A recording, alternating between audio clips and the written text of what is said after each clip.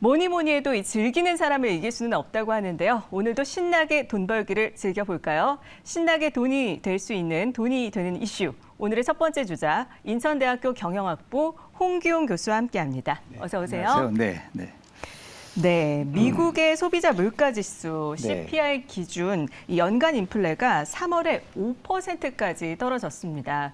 그런데 실질적인 지표인 근원 인플레는 이를 웃돌면서 전월치보다는 커졌는데요. 자세한 내용을 좀 네. 들려주시죠.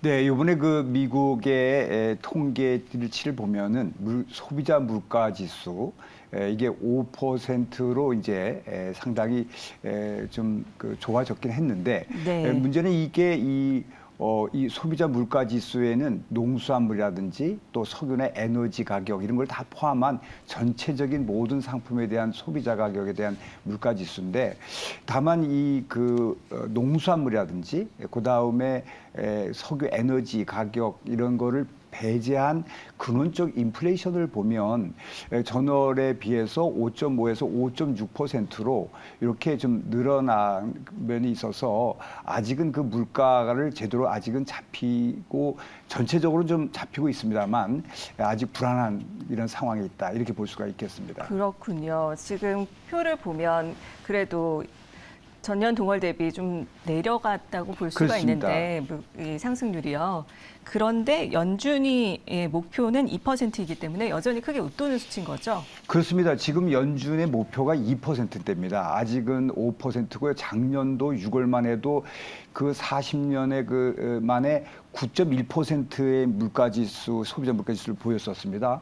그런 거에 비하면 상당히 이제 완화됐습니다만은 아직은 미국 연준에서 목표한 2%보다 높고 거기다가 지금 그런 저기 5%는 일반 모든 상품의 소비자 물가 지수니까 농산물이나 에너지 가격을 배제한 거는 아직은 5.6%로 전월보다는 늘어난 면도 있기 때문에 아직은 좀 불안한 면이 있지 않나 이렇게 보고 있는 것입니다. 네. 그리고 조금 전에 얘기를 해주셨지만 에너지와 식품 등 변동성이 좀 심한 부분을 제외한 근원 통계가 이 인플레 지표에서는 종합 통계보다 물가 오름세 실상을 더 잘 알려주고 있다고 볼 수가 있는 거죠. 그렇다면 이 3월 근원 통계 수치의 의미는 어떤 걸까요? 이 근원 인플레이션은 결국은 계절적 요소에 의한 농산물이라는 건 이제 계절적에도 가뭄이 오면은 소비자 가격이 변동되니까. 네. 또한 그 석유나 에너지 가격은 정치적 요소나 여러 가지 급변하는 국제 사회의 변화에 따라서도 변화되기 때문에 그런 것들은 그 물가 지수를 그 항구적으로 이렇게 추세를 보기에는 불안정한 면이 있기 때문에 근원적 인플레이션을 가지고 이제 보게 되는 것입니다. 그런 측면에서 보면 지금 소비자 물가 지수가 5%로 내려갔다고 해서 마냥 좋다고만 보긴 과한 면이 있기 때문에 근원적 인플레이션도 우리가 함께 봐줘야 한다 이렇게 보겠습니다. 네, 근원적 인플레이션도 같이 봐야 되기 때문에 계속 지켜봐야 될 것 같은데요. 자, 그러면 이제 중국 시장을 좀 얘기를 좀 해볼게요. 중국 내에서도 소비가 기대만큼 살아나지 않고 있다. 리오프닝 효과가 좀 미미하다 이런 분석이 지배적인데 중국의 리오프닝 효과 현황이 실제로 어떻습니까? 중국이 이제 리오프닝이라고 하는 것은 재개한다는 뜻입니다. 말하자면은 코로나 시국의 방역이 중국이 아주 강하게 추진한 면이 있었습니다. 많이 강했죠. 네, 이제 그런 면을 좀 이제 완화가 되니까 중국 시장에 이제 접근 가능성이 이제 높아졌고 그런 측면에서 보면 우리나라가 있는 그런 기업들이 중국에 상당히 얼마나 이제 그 기존의 사업을 확대할 것인가 여부에 대한 그런 고민이 쌓이게 됐는데 네. 중국이 의외로 아직은 여러 가지 부동산 시장의 불안정성 등 여러 가지 또 미중 간의 여러 가지 분쟁 등을 통해서 제대로 지금 살아가지 못하고 있기 때문에 기업들은 지금 많은 기업들은 중국에 대한 사업 확대를 좀 주저하고 있는 그런 측면입니다. 그러나 이런 리오프닝이 되면은 한국이 그래도 이 인접 국가로 기업으로서 국가 경제에 도움이 되겠지만 자기 기업의 경영에 직접 도움이 되느냐 이렇게 보니까 거기에 대해서는 좀 긍정성이 좀 낮은 그런 측면이 아직은 보이고 있는 것이 특징이라고 볼 수 있습니다. 말씀해 주신 대로 사실 중국 리오프닝으로 인해서 우리나라 기업들이 기대는 하지만 실제적인 매출에는 영향을 미치지 않을 거라는 분석도 계속 나오고 있는데 아무래도 이 미국의 중국 견제 지속이 중국 리오프닝 효과를 저하시키고 있는 거라고 볼 수 있을까요? 그렇습니다. 지금 그 우리나라 기업들이 70% 정도가 새로운 사업 확장을 하지 않고 그대로 유지하겠다. 또 새로 더 늘리겠다고 하는 게 한 18% 되고 오히려 축소하겠다는 것도 한 9%로 이렇게 나타나고 있는데 그렇게 아직 이 적극적인 못한 것은 아직 미중 간의 무역 전쟁 등 여러 관계에서의 분쟁이 아직 지속적인 면이 있기 때문에 또 중국에서 의외로 내수가 확대되지 못하는 또 그런 시장 변화 이런 환경 때문에 국내에 있는 그런 기업들이 중국에 섣불리 이렇게 사업 확장하는데 주저하고 있지 않냐. 즉 기업 자체의 어떤 경쟁력도 중요하지만 그보다는 여러 가지 그 신보호주의의 하에서 일어나고 있는 또 국제 분업의 여러 가지 그 불균형적 이런 여러 가지로 봐서 중국만에 의존하기는 어려운 그런 측면이 있다고 보는 것 같습니다. 네, 그리고 뿐만 아니라 이 에너지 원자재 가격 상승 소식까지 더해지면서 기업들의 우려가 좀 높아지고 있는 상황이죠. 네, 중국이 이제 리오프닝이 되면 좀 더 경제가 활성화되면은 전 세계에 그야말로 이 중국의 총 생산 차지하는 게 높기 때문에 원자재가 수입이 늘어나면 중국에 전체 세계의 어떤 원자재 가격에도 부담을 이제 안길 수 있는 그야말로 우리의 경쟁력을 따져봐야 하는 그런 상황에 왔다 이렇게 볼 수가 있겠습니다. 네, 그렇군요. 자, 이번에 디램 시장으로 좀 가보겠습니다. 작년 3월 이후에 하향 곡선을 그려왔던 디램 현물 가격이 이제 400일 만에 반등을 했습니다. 디램 가격의 상승 어떻게 우리가 좀 받아들여야 될까요? 네, 이게 그 1년 전만 해도 그 400일 전만 해도 이 디램 가격이 한 8달러 정도 됐는데 지금 이제 3달러 수준이 됐습니다만 계속 내려왔었습니다. 네. 그럼에도 불구하고 이번에는 이제 좀 모처럼 여기 상승을 보였습니다. 이런 것들은 이제 반도체 시장에서의 여러 가지 우리가 악재가 많이 쌓였었는데 새로운 신호로서 좋은 어떤 삼성의 발전, 그 다음에 주가 등 여러 가지의 시황에도 영향을 줄 수 있지 않느냐 하는 관심이 지금 큰 상황에 와 있다 이렇게 볼 수가 있습니다. 네, 삼성이 사실 인위적인 감산을 발표하면서 이런 영향이 있었다고 볼 수 있는 거죠. 그렇습니다. 요새 최근에 일어났던 중요한 거는 계속 늘어나는 재고가 있음에도 불구하고 생산량을 그대로 유지해 왔었습니다만은 지난 7일 날 삼성전자는 과감히 이제는 감산을 하겠다 이렇게 나오고 있습니다. 물론 뭐 감산을 하게 되면 몇 개월 정도의 시간 갭이 있습니다만은 감산 효과가 얼마 만에 나타날까요? 보통은 한 3 내지 한 6개월 정도 나타나는 면이 있는데 아직은 뭐 금방 지난주에 발표했다고 해서 전반적인으로 이 영향을 미쳤다고 볼 수는 없지만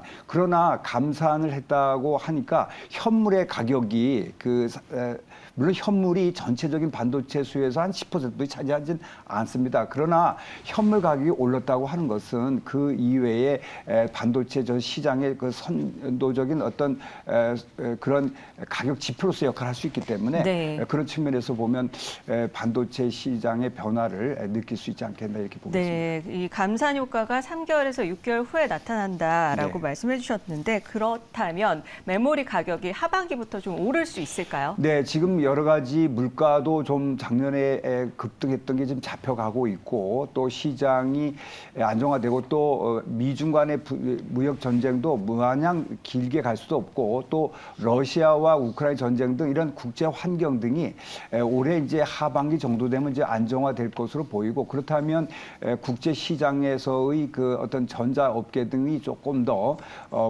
풀려가는 그런 상황을 맞이할 것으로 보고 그런 측면에서 수요 공급에서 늘어나는 일어날 수도 있고요. 또한 이 그 삼성전자의 같이 감산 정책 등 수요 공급의 물량의 통제와 그러한 전략을 통해서도 좀 더 그 반도체 산업이 하반기에 신호가 보이고 내년 상반기 정도 되면은 상당히 그 변화되는 모습을 볼 수 있지 않겠나 이렇게 보겠습니다. 네, 이렇게 삼성전자의 반도체 감산 결정이 네. 내려지면서 외국인 투자자들이 또 이렇게 삼성전자 주가에 영향을 줄 정도로 계속 순매수를 보이고 있는 모습인데 삼성전자 주가에도 오를 수 있을까요? 지금 현재 바로 이제 영향을 미쳤지요. 네. 그래서 삼성전자도 늘고 또 삼성전자만 하고 인접, 하이닉스 등 이런 반도체 그 주가에도 영향을 지금 주고 있습니다. 그래서 이러한 것들은 결국은 주가라는 거는 선제적인 지표다라는 것을 의미하는 건데 앞으로 향후 주가에 좀 도움이 될 것으로 보이고 다만 이게 3개월, 6개월 등 이렇게 어떤 그 기간이 있기 때문에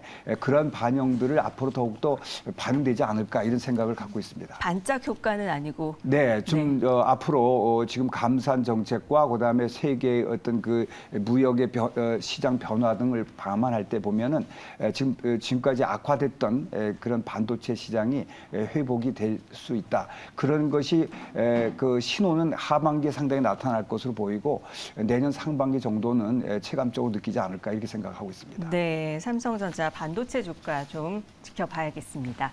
자, 그리고 이번에는요, 자동차 시장 얘기를 좀 해볼게요. 이 현대차, 기아차, 또 현대모비스 3사가 2030년까지 글로벌 전기차 상위 3위 달성을 위해서 총 24조 원을 투자하겠다 이런 선언을 했는데 어떤 내용인지 구체적으로 좀 얘기해 주시죠. 얼마 전에 그 이 현대 회장하고 우리 또 대통령께서 같이 기공식을 그 가졌습니다. 현대에서 그 자리에서 24조 원을 투자하겠다고 했는데 화성의 그 기아에 가면은 그 오토랜드 그런 연구소 등 그런 곳에 투자를 함으로써 앞으로 전기차를 3위 정도의 그를 유지하겠다 이렇게 보고 있습니다. 대략 지금 한 10여 % 정도가 전기차 비중을 현대가 갖고 있다고 이제 추정이 되는데 네. 이런 면에서 보면은 앞으로 이제 전기차를 통한 그 국제 경쟁을 일으키겠다고 하는 신호를 보여준 거고 그에 대한 대규모 투자를 통해서 그야말로 글로벌 경쟁에 이제 선두주자로 나서겠다고 한 것을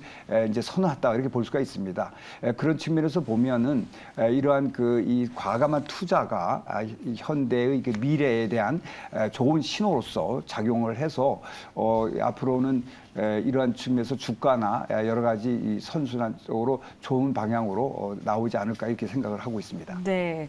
이번에 현대가 이런 발표를 하면서 특히 현대 위아를 중심으로 인프라 투자가 진행될 것이라는 예상이 되고 네. 있는데 현대 전기차 투자 그룹사 중에 가장 수혜가 큰 계열사는 네. 어딜까요? 현대자동차가 뭐 완성품만 만드는 그런 회사가 아니고요. 네. 현대위아 같은 경우에는 그 부품, 엔진 여러 가지 그 조인트 여러 그 제품들을 부품들을 만들어 가고 있는 것입니다.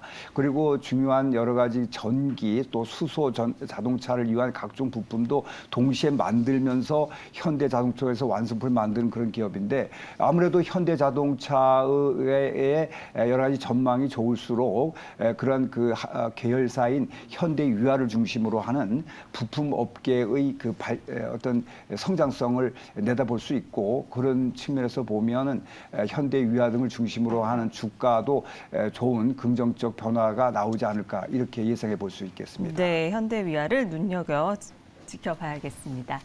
자, 월급이 오른 직장인분들 이번 달에 건강보험료 더 낸다는 소식 들으셨을까요? 그런데 10회를 분할해서 납부 가능하다고 하는데 어떻게 더 내고 왜 네, 우리 10회를 분할해서 연말정산에 내는 건지. 되면 세금만 네. 연말정산하는 것처럼 이제 우리가 보통 느낍니다만은 네. 보험료도 1년에 미리 정해둔 일정한 금액을 보험료를 내도록 돼 있습니다. 그러나 이제 그 연말이 1년간 다 되면 그거를 종합해서 더 낼 건과 덜 낼 거가 이제 다시 계산합니다. 그동안에 뭐 이직도 있을 수 있고 또 소득이 줄어들 수 있고 늘을 수 있는데 그러한 정산을 해서 내게 될 돈이 있으면은 5회가 아니라 10회로 늘려서 네. 더 낼 수 있는 그런 기회를 주겠다는 것입니다. 그리고 받을 때는 뭐 바로 받더라도 그러한 개선점을 지금 발표하고 있습니다. 네, 그렇다면 월급이 오른 경우에는 더 내는데 만약에 낮아졌어도 내나요? 아니면 깎아주나요? 그러니까 제가 네. 낮아지면은 내가 돌려받은 거죠. 미리 네. 보험료를 많이 냈을 거로 보이고요. 다시 한번 정산해서. 네, 중간에 여러 가지 소득이 줄어들 수 있거든요. 연중에. 그러면은 자기가 냈던 보험료가 과다하게 낸 거가 되기 때문에 정산해서 돌려받는데 그렇게 돌려받을 수 있다는 거죠. 더 내게 되면 10회로 분할해서 납부하고 네. 이렇게 되겠습니다. 네, 한꺼번에 더 내게 되는 경우를 좀 부담을 줄여주기 위해서 그렇습니다. 10회 네, 분할 네, 제도를 그렇습니다. 마련을 했습니다. 자, 그리고 직구와 역직구를 포괄하는 이른바 크로스보더 이커머스 시장 쟁탈전이 아주 뜨거운데요. 네. 이 크로스보더 이커머스, 이게 어떤 건가요? 네. 이거 뭐 여러분들 해외에서 물건을 사온 경우도 이제 경험했었겠는데요. 해외 직구가 있고요. 뭐 역직구는 우리나라 제품을 외국으로 이제 파는 시스템인데 그런 플랫폼들이 이제 갖고 있습니다. 여러분들이 이미 알고 계실 수 있겠습니다. 외국에서 물건을 사올 때 아마존의 11번가를 사서 통해서 사오거나 알리익스프레스, 이제 알리바바 중국 계통이죠.